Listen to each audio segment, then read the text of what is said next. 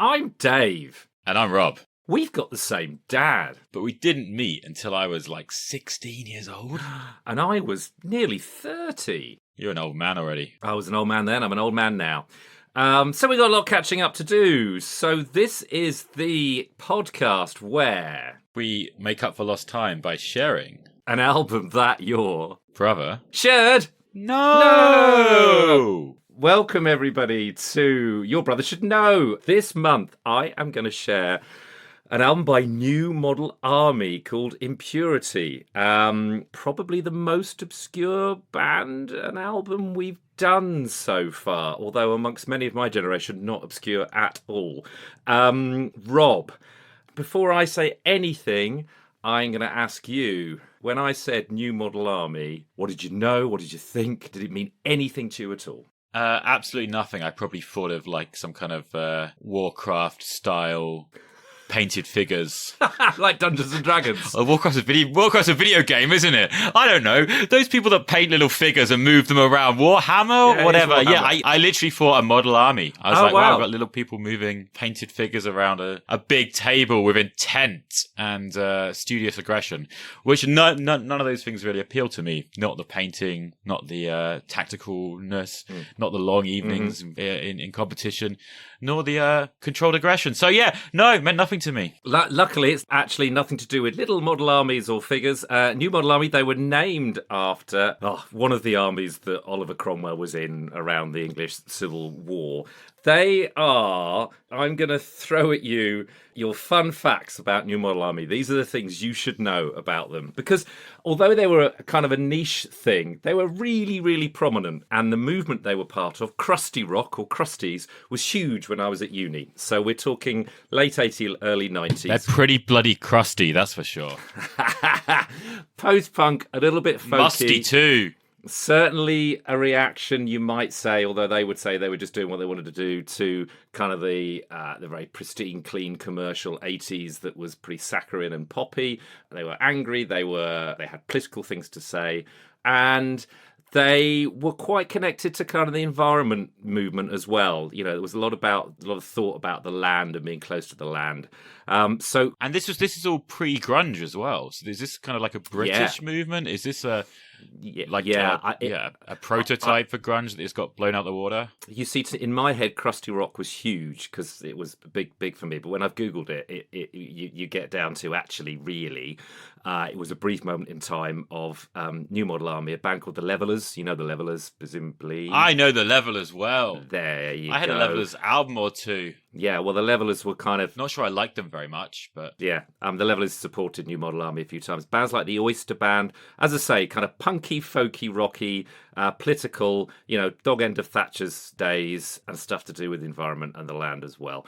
But when I was at uni, crusty rock was huge. And I guess the big thing to say about New Model Army was, and I'm not one of them, although I was a big fan and am still, they had a collection, your second fun fact, collection of fans called The Family, who were absolutely devoted to New Model Army, would follow them around for their tours. And if you're of my generation, kind of middle-aged, your cliche of The Family... Isn't that what Charles Manson had as well? It was probably that dedicated, yeah. So you would, No, I think they literally just lifted that from Manson law. Well, it was nothing that New Model Army were from. This was people did this around them. So the cliches were you would be wearing clogs. You'd be wearing a waistcoat with nothing else on your top half. You would do some very violent and heavy moshing, and you would follow New Model Army around with a huge devotion. And probably the cliche from outside of all that was, New Model Army fans, they've all got three-legged dogs on a bit of string that just follow them around. That would be the kind of cliche. The other thing you should know about is there was a particular dance move that went with being in the family. I'm doing it now.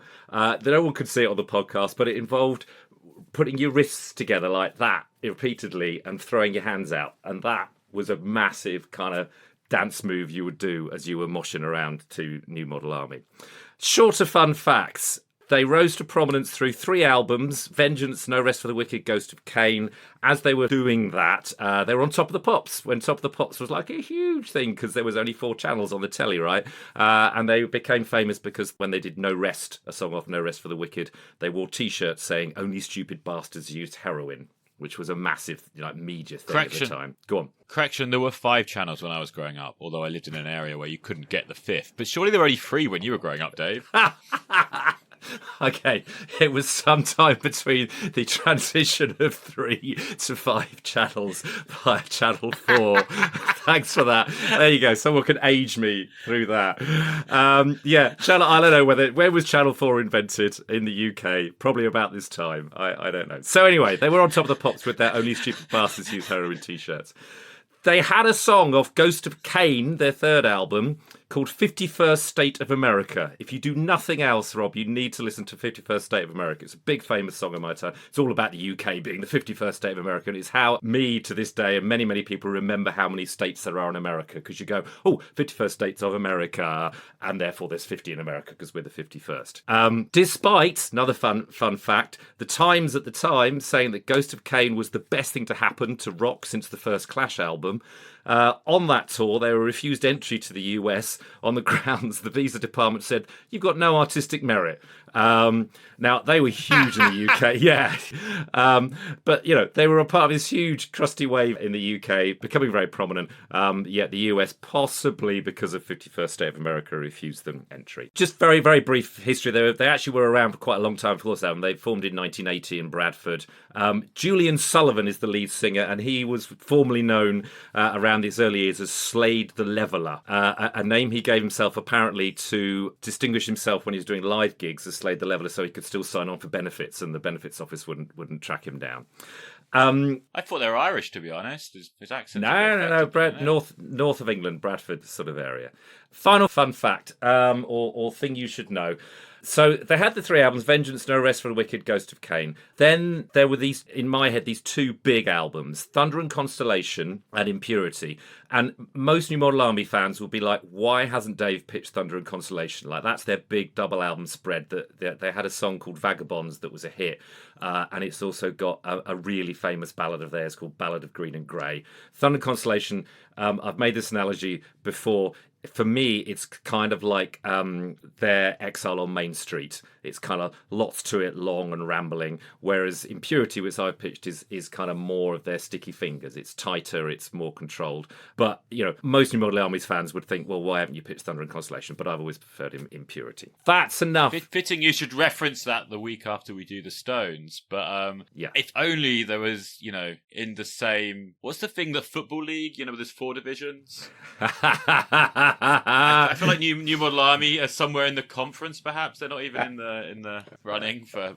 It's in the regional... I tell you, say that to members of the family, and they'll put you right. They don't know where I live. They probably... He's in Hong Kong! Probably too busy with their 3-legged dogs.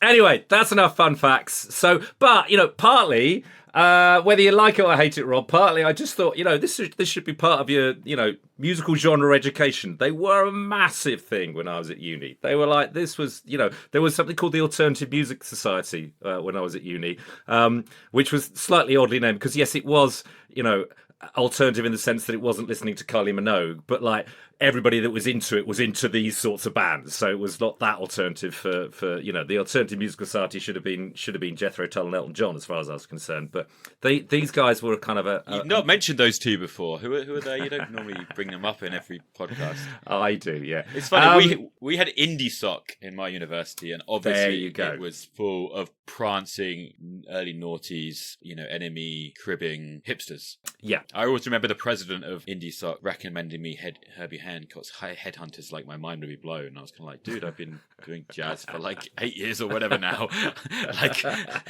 Dude, I was asking you about Aphex Twin because that's where I'm going now. But yeah, it was. Okay, so that's enough fun facts about New Model Army. You've been listening to it for a while. And personal digressions. Which we normally save to the end. Yeah, we do. What did you think? Well, Dave, I cannot lie. This was quite a confounding album for me. I know I say that every time, but this really, truly was just a bit of a head-scratcher. I really just could not get my cerebral cortex around why you'd suggested it. Not because it's brilliant. That's why. I would say not because it was in any way unnervingly bad, but not because it was any way remarkable either. To me, without that background of crusty rock and whatever personal significance it had to you, it just seems like a pretty good album of, generic, spirited, slightly adolescent rock music. You bang on about Four Chords and the Truth a lot. And yeah, this was fun. I enjoyed it at times. But I think of all the albums you've pitched me, I probably spent the most time listening to this just to try and get my head around what you possibly hear in it. And have probably had the least reward from my toil, to be honest. Actually, that's a really good point, because I don't know why I love this album so much. I can think about some of that in terms of my history, but I constantly play this. And, I know it's not a kind of complex beast like my prog stuff. I know it's not groundbreaking in any way, shape, form, but I find every song on it an absolute banger. The energy of this album, whether it's the driving bass that's really prominent, they've turned the bass up to 11 and there's all those little hooks to it. The kind of naivety musically and conceptually and lyrically, it just makes me feel young again. I love it. It's like listening to your kids think they're going to change the world, because these are a group of people that are still at that age going out to change the world through music and affect the world. Wait a hot minute. This is their fifth album, you said, and they've already just released their quote unquote Exile on Main Street. I mean, come on, these were not spring chickens. No, I actually assumed this was made by a bunch of scrappy 19-year-olds, but at this point they must have been probably in their 30s and late 20s. Better. Well, no, which I think hat off to them to have that level of energy and drive still. And it's probably the least kind of knowing and cynical music that I'm into. It wears its heart on its sleeve. It doesn't pretend to be anything else it is. From the get-go, Get Me Out, just this absolute banger of a wake-up energy blast, all the way through, I don't just list the songs, but, the first 7 or 8 songs, Space, Innocence, Purity, they just go bang, bang, bang, bang, bang with the driver. And then you've got that lovely pause moment with Marrakesh, which I actually think is a yes, there's some still some sixth form poetry in all of it, but it's such a lovely reflection on kind of things lost. There's a real break from that, and then you come back with 11 years Lurstrap Vanity. It just it drives. What is it? 40 minutes long, and it always feels like it's 20 minutes that I've listened to it, but mainly I think because of the absolute naive energy of the whole thing. I'd have to double check this, but I believe it's 51 minutes. And there you go. Like it. In my head, it feels like it's it's 25. Because, it's 51 minutes long. The songs do have a habit of going on and on a little bit. I mean, do you think? Yeah. Wow. Okay. Predictably so too. And you're right. A lot of them hit hard from the outset, and then you said they've hit it at 11, but then there's nowhere else to go. And there is some interesting dynamic variation in some of my favorite bits, which I want to talk about. But I think probably the biggest problem for me is actually the opener. I realized it really was putting me off, and it's probably my least favorite moment on the record. It's just this kind of quite gnarly, basic, mind-numbing kind of teenage expression of not very much. It's just a bit of...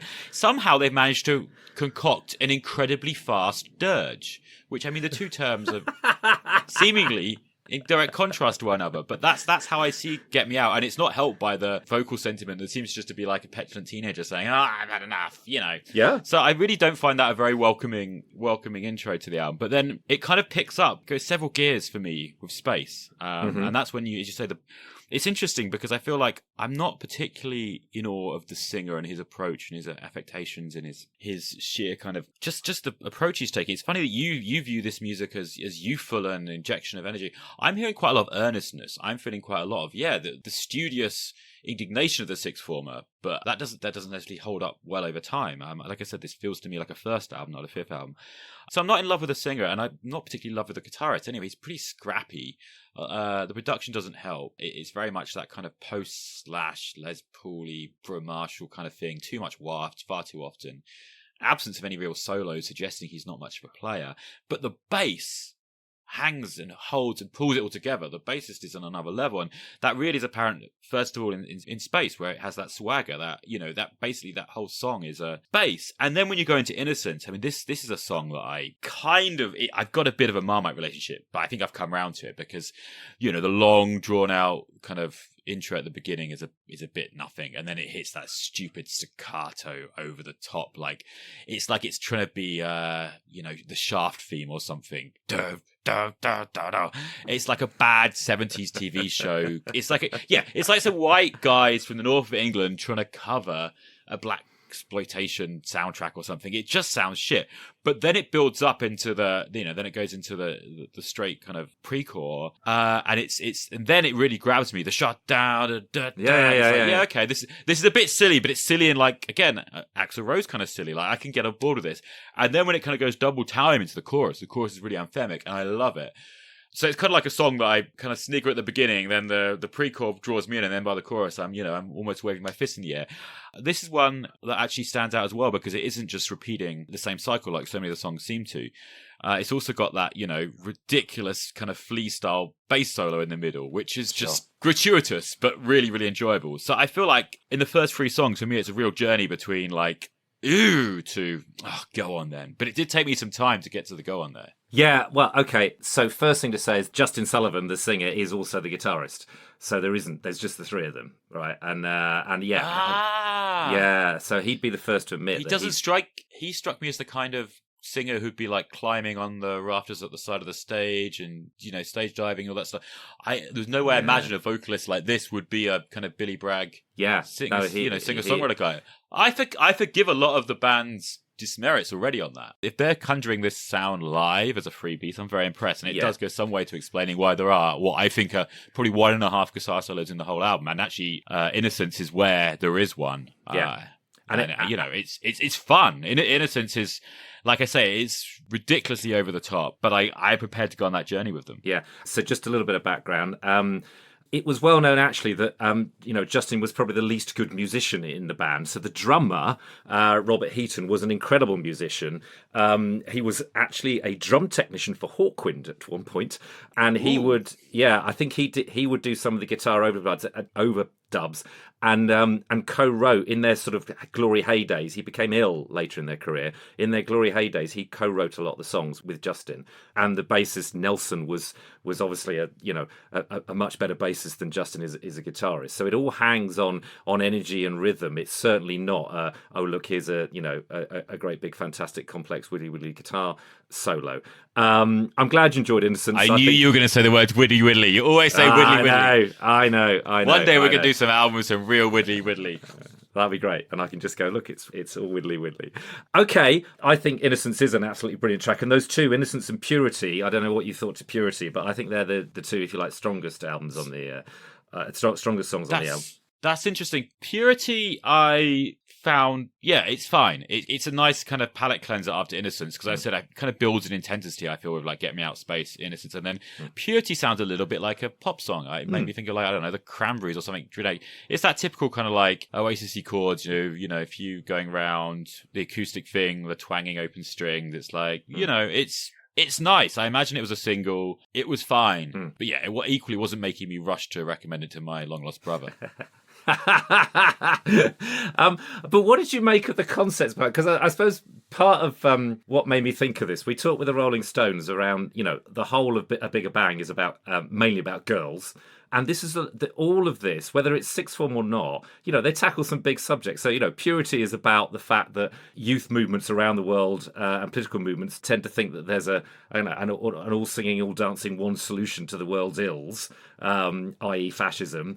And that's the way that, you should have purity in political discourse. And what a terrible thing that is, because the world is more complicated than that. Now, whatever you think about how they put it across, they are at least tackling some pretty big, their ambition of the issues that they tackled. There's, other than Marrakesh, which is clearly about a love lost, and 11 Years, which is kind of a celebration of both being on the road and a great love. This is not about cars and girls, is it? This is they tackle some big themes.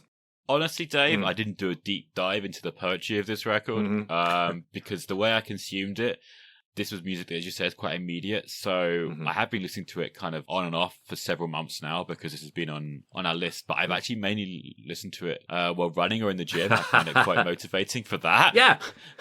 So as such, I might be waving my fist, but I'm probably not pulling out my thesaurus. Okay. So yeah, I did get this kind of sense of gravity to it, but because of the delivery, yeah, I didn't bother to dig deep. In that sense, it kind of reminded me a little bit of early Manics in that. Right. Earnest, important, doing your best, but probably dealing with issues that have long passed, no longer relevant to me. Yeah, but yeah, sure, that sounds like a very worthy message. And I just wanted to come back on the first track, Get Me Out, because I think you're right. It is a really energetic moan. Would that be fair? And actually, that's what I love about it, and it's probably why, because I was 20 at the time that I first encountered this and was moaning about the world, but I also needed to get out of bed. It's probably why it was the soundtrack to getting up in the morning as a student. And in fact, my whole halls of residence corridor, you could hear this song being played as everybody woke up because it was that combination of, God, we're all bloody miserable, but yeah, we've got to get out and do something today. So yeah, I still, if I've got to get, interesting you were talking about the gym and jogging, if I've got to get out and do something dull like the washing up or hang the laundry out, then it's not just this album, it is the first track that goes on, because that it's a real wake up call. I've got to clarify that when you say the whole dorm could hear it, is that you playing it really loud, or everyone buying their own copy of the CD? In my head, happening to play it. In my head, there was 3 or 4 of us that were all had this album, and this would go on as a kind of scream in the morning. So you've said some of the things you like. There's clearly an undercurrent of what did you not so much like about the album? For me, the one that really stands out is 11 Years. It feels to me very much like Dial a Single. It's kind of completely out of place, with that strange kind of Toto 80s kind of like synthy whooshing noisy thing, and then the clearly I assumed session overdub Spanish guitar part, which now what you've told me about the Justin, was it? Makes it clear it clearly was somebody else playing the guitar at that moment. And the heavily processed chorus vocals, those harmonies, it all just sounds like the record company said, "Okay, that's fine. Do what you need to do, but you're gonna give us a hit here." And it just sounds really dated and not particularly interesting to me. And I think the record's probably weaker for it. I think as much as I find some of the upbeat numbers a little bit monotonous, and I'd say I think Lure, Strap and Whirlwind are probably another 2 that kind of pass me by, as in they're not as engaging as Space or Innocence. They're not as quite as turgid as Get Me Out, but they're just kind of, yeah, I can deal with them. They're fine. But had it at least been that kind of focused statement of just not so teenage aggression and indignation and political diatribe, great. And 11 Years just strikes me as a bit of a miscue. It kind of feels like a Live Aid moment, A Live Aid moment? As in, like, well-intentioned, but, like, ultimately quite syrupy and 80s and for all the wrong reasons, packaged. Okay, fair enough. I'd say Toto. It reminds me of Toto, weirdly. Wow. Okay, New Model Army. That's probably not a link that's ever been made. The singles would Get Me Out, Purity, and Space. Well, I proved wrong. Yeah. Doesn't mean I like the song anymore. No, and it's fair enough. But I suppose I only mentioned that just so that they weren't searching for a single with any of those things. They were just kind of exploring what they wanted to do with them. Once you get past Marrakesh, I have often asked myself, am I bored now because you go back to more of the same? But actually, I've come to really like 11 Years and Lure, Strap and Vanity. I think they're really strong on their own right. And I think because you've got that moment of Marrakesh, it's almost like if they'd have been in the top sort of 7 or 8, you wouldn't have had that question. I just want to say, it's interesting you say that, because I didn't really clock this until the last day or two, that it is actually old enough and very much structured. It plays like 2 sides of vinyl. Marrakesh very much closes a side B, and then Lust for Power very much starts a new side, which makes a lot of sense to me, actually. There's kind of two arcs happening there. And you might find this surprising, but guess what? I prefer side B. Oh, really? So you refer from Lust for Power onwards? Okay, well, I mean, it's more musically varied, because that side A is just like bang, bang, bang, bang, bang, Marrakesh. And then you've got Bury the Hatchet, which it's actually... Oddly, it is my least favourite moment, and that's fine, because that's clearly it was there because it's a different feel completely to everything else, and it's a kind of little kind of happy, I'm over it all song, but it's more of it's almost got a kind of sea shanty feel to it. Yeah. And it's the one I fast forward because it kind of kills the energy rush for me. Actually, it's funny you say that, because as I said, I've been using this album for the gym, and I have been skipping Marrakesh, Bury the Hatchet, and Before I Get Old, actually. Having gone back, Bury the Hatchet is kind of neither here nor there for me, but it's Well, let's discuss the three kind of foot off the gas moments. I mean, Marrakesh is quite affecting, but it sounds so familiar almost. I wonder, that progression or something about it to me sounds oddly familiar. Either it's seeped into my conscience somewhere else, or it's a flagrant ripoff.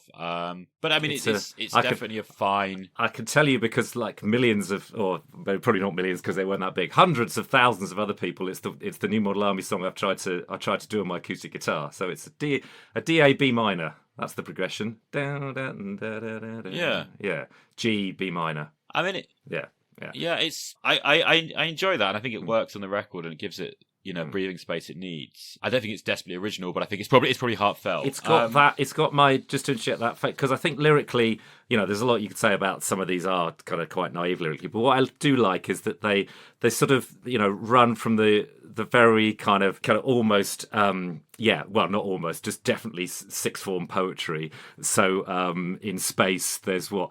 You have an almost dispassionate platform, remote, Olympian, and yet so moving. It's like, yeah, okay, you've got a bit too far there. But Olympian. Yeah. But I quite like the way that they bring in these kind of very concrete domestic references. So, like Beneath This Lonely Junction on the northbound M6. I think that's a lovely line. Yes, I love that. I love that line. Yeah. Do you know what that line reminds me of? It's a line like the Fiona Apple album, you didn't like. I didn't want to go to that dinner. I love those specific details. It's the generalism in the specific details that really works. I've actually written that line down as one of my favourite. Yeah. And actually, I enjoy that. And then I think the way the album opens, actually, that first two lines: "Get up early every morning just to put your makeup on." That kind of domestic. I love that. That just sounds very teenage. It's too general. That's just like, I'm hating every woman over 16 that feels a need to commodify and beautify themselves to meet, the standards of the universe and buy things and the capitalist system. It sounds a little bit too general. Whereas, a graffiti on a underpass on the northbound M6, it's like, whoa, they've been there. That's real. I can imagine that, although I wasn't there. You know what I mean? Yeah. No, whereas totally. I can't imagine a particular woman putting on makeup because 85% of women in our society probably are. So it's not fair enough. It's not saying anything to me. Sure.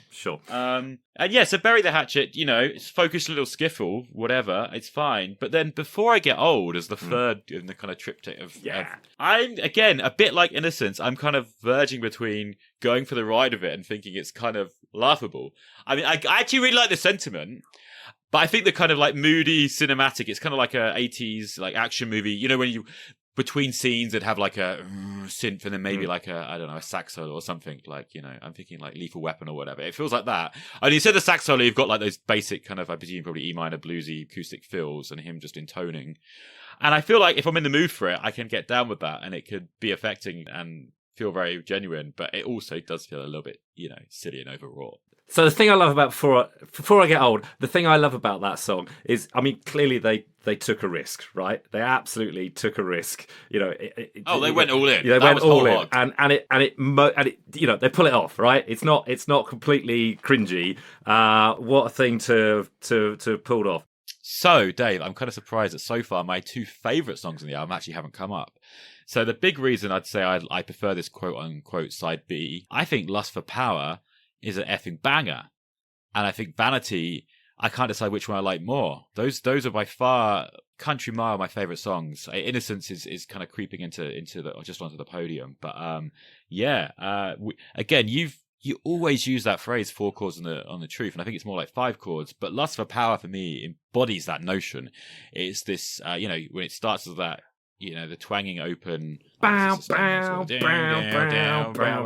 then whatever, that doesn't really do much for me, but it sets the tone. And then when it locks into the chugging, kind of, it's almost Heartland rock vibe, and actually it's directly inspires what I'm going to recommend to you at the end of this episode. Okay. That song especially, I think the line, they don't tell you what to do when you won the bloody game. It's 6 for poetry. And that kind of sticks with me. I think that's fantastic, as you would say. And then Vanity, again, it's the heaviest thing on the record, and I think that's what I like. They didn't go out with another Marrakesh. They went there, and I've said this album reminds me of Guns N' Roses and early Manics, and who themselves were directly a derivative of Guns N' Roses. And at this moment, especially that sounds very much like something off kind of Use Your Illusion, Guns, and but it works. And I think, again, the chorus, you were talking about the makeup line. Well, this is saying it much better, because it's all vanity. You can apply that to anyone or anything that you're not particularly fond of. I mean, Sure.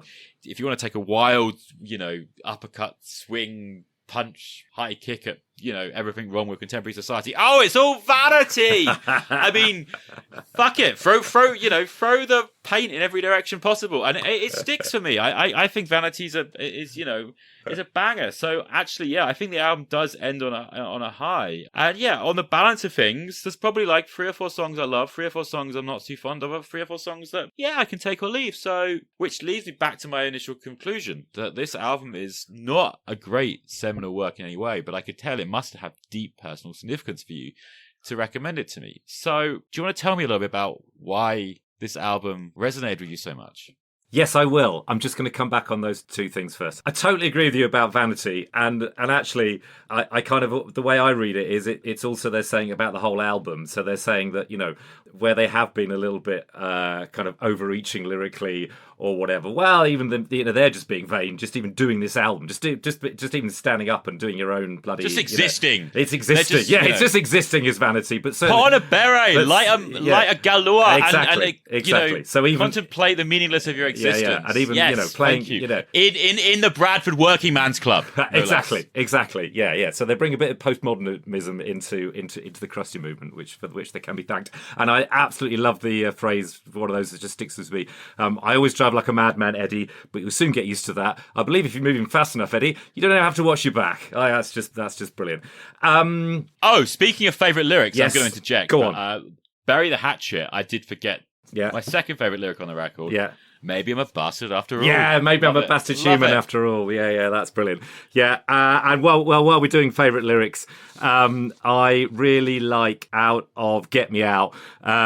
One world is rising, one world is dying, and one has got its precious head buried in the sand. Yeah, that's just yeah. That passed me by, but maybe I'll have to give that song one more try. And another one on 11 Years. That kind of, we were talking about how it brings you into the domestic thing, which makes it more real. The pushing endless coins in the telephone, 11 sweet years and no nearer home, and that that's of its time. In that, what a nice rhyme. Yeah, but also I had to having to explain to my kids what a telephone box is these days.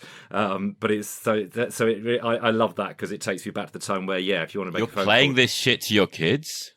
Stan and Ted love this. Yeah. Well, that's not fair actually. They used to love this. Now they've gone off into a whole world of Eminem, but that's another story. Gangster rap, because they're white boy rap. Yeah. But I'll get them back. So. Why is this? Well, exactly. Why? And in some way, I pitched it to you because I wanted to kind of explore why is this album so important to me. And it's certainly, this is one that's more about me sharing my music with you as your older brother than kind of, I think this is a fantastic, groundbreaking piece of work. I get that totally. I tell you, on that, in my head, and I think the ages would have never worked out quite, but I discovered this lot at university, clearly. And in my head, I would have, had we known each other when we were kids or that age, I would have come back to wherever, with this mythical world where we were living, and said, "Oh, Rob, you really got to listen to this. This is and for 6 months, this is what I would have been. Your older brother would have been going, "Guy, you listen to this. This is brilliant." Only I would have been bloody 5. I know. So it doesn't quite work out. I would have had to be, but in my head, this would be one where I would be saying, this Rob is what you should be into as an older brother, because I loved it. And I tell you, one of the things I loved about it, it resonated with everything. It's just angry and dirgy at the same time, which we've explored. Okay, so that happened. I got into it with a mate. I was, as I know I mention a lot, I was into prog and Neil Young and Jethro Tull. My mate was into Springsteen and The Cure, and this music was very kind of almost hip and fashionable. It sounds terrible to say. Yeah, I know. And for both of us, I remember us going, well, we're not going to be into that. It's so mainstream. But grudgingly, we bought Thunder and Constellation from our price and this album, and both of us grudgingly, I think, kind of really got into it. So I didn't want to like it, and I absolutely did. So maybe there's a bit of that about it. But I think also it was the first band I was into that were current. Like, every other band I was into them 10 years, 20 years, like early Genesis, early Elton John, early Jethro. Yeah. I'd never been to a gig where I was like, this is, so I went to 5 or 6 New Model Army gigs in the early 90s.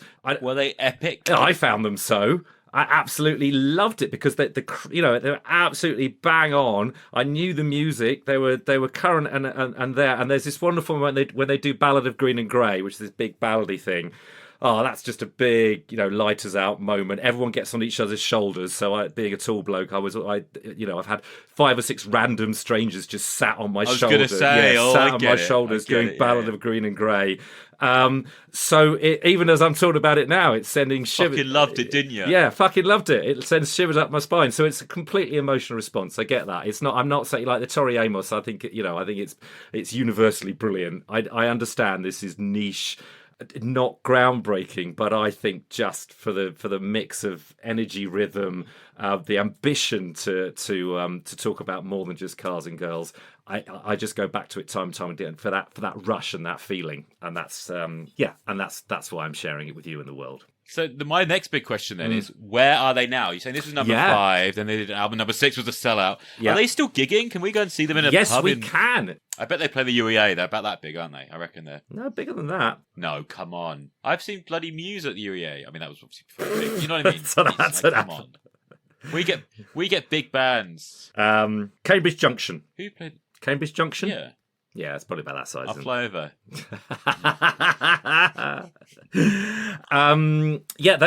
They haven't stopped, and they haven't stopped the energy and the passion as far as I know. So I held on to them through. After this, they signed to a major and did the Love of Hopeless Causes, which was pretty good.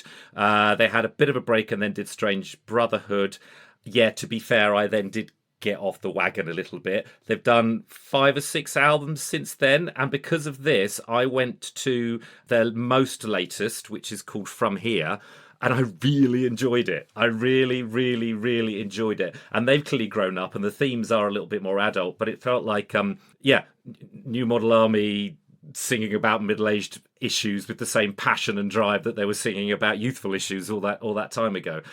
So two questions. Did they have that typical 5, 6, 10-year break where no one wants to hear about them and then reform to, fervent applause and become, embrace as Nostalgia Act? And B, original members all still present? No, so Justin is the only original member. See? But that's not a band, is it? Well, it is, because sadly what happened is, because really the bassist was new for this album, a guy called Nelson, and bassists have come and gone a bit, I think. But the kind of 2 core members were Justin and Robert Heaton, the drummer. They kind of had a falling out around 8, but also Robert Heaton had all sorts of health issues, including some kind of brain tumour thing. So it was largely felt that his sort of personality changed a bit because of that, and he died very young. So that's the reason that. So if you go on their website, it's full of love for him, etc. But Justin had to carry on without him because he sadly passed away. But yeah, Justin is still there writing passionate, angry songs about the world from a middle-aged man perspective. And their gigs, from what I've been on, YouTube, it's full of people my age still wearing the leather waistcoats and doing the dance movement with a verve that's still there. They have done the slightly cliched thing recently of recording with a sinfonia. I think at the Berlin Sinfonia or something, and taking. I mean, some of their songs had a lot of violin anyway, but they've done a whole acoustic, sort of classical violin version of it, which actually I listened to. It does work, because I think the thing that separates kind of bog standard bands from bands that have longevity, they have some memorable melodies, and it's not just about the driving riffs, rhythm, and those melodies have struck a chord, and people are still singing along to Impurity and Whirlwind to this day with a passion 30 years later. So I've put my toe in. The water isn't boiling hot or freezing cold. It's just about comfortable. Right. If I want to, take a few steps further into the ocean of New Model Army. Yeah. So you've got to listen to Thunder and Constellation just once because it's their Exile on Main Street, and you'll find it slightly less focused than this. So more variety, a bit more risk taking. Actually, there's a track called Inheritance where it's just Justin and drums, and that's another one of those. Oh, you've tried that, have you? And it just about works. There's some big. Not stadium moments because they weren't a stadium band, but there's some big moments in it. For you, though, who I guess likes when it's rock and roll, kind of really just pure rock and roll, if that makes sense, then Ghost of Cain.